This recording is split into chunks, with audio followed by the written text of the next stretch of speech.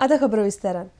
गोयच्या खण अवलंबितांच्या परिस्थितीची दखल घेवन सरकारान खण उद्योग परत सुरू करपाक जे पावल उखल्ला त्या खातीर मुरगांव खण अवलंबीत फोरमान सरकाराचे उपकार आटयल्यात. ह्या प्रयत्नांक फुडें यश लाबो म्हण गोयच्या बिगर सरकारी संस्थांनी सहकार्य करचे अशी आस फोरमान व्यक्त केल्या. RDX गोवा खातीर वास्कोच्यान प्रसाद Naik.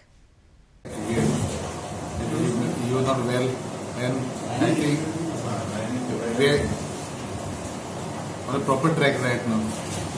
Mining will start as the center is because of the issue, and mining has to start.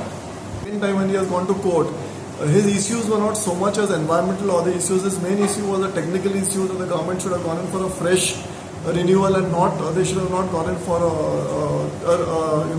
they should have given in fresh leases and not gone in for a renewal. So now if an ordinance is passed, the life of these leases becomes straight away 50 years from 87, that's up to 2037. So this will then close all his technical objections. I hope that if he looks at the interests of Goa, then he should accept this, because then it's as per the law. Whatever is being followed is a legislative procedure.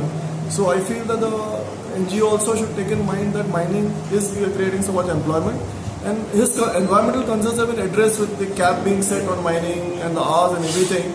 So it was only a technical issue on which he appealed, and the Supreme Court had passed the order. So since this thing is there, I would hope that the NGO doesn't again take legal recourse.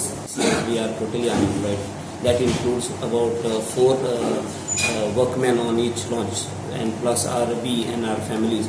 So I feel totally about 500 people's lives got affected with this mining ban. We were into sustainable mining. We were also a part of the trade, and we were in no way connected to any of the illegalities that happened in this trade. So we were the sufferers. Even when the mining ban took place, no one considered what would happen to us, how we would take care of our livelihood if there was a sudden break to the chain. So now I feel this is a positive step taken by this present government, and the decision taken by the MLAs to go to Delhi under the chairmanship of the Honorable CM.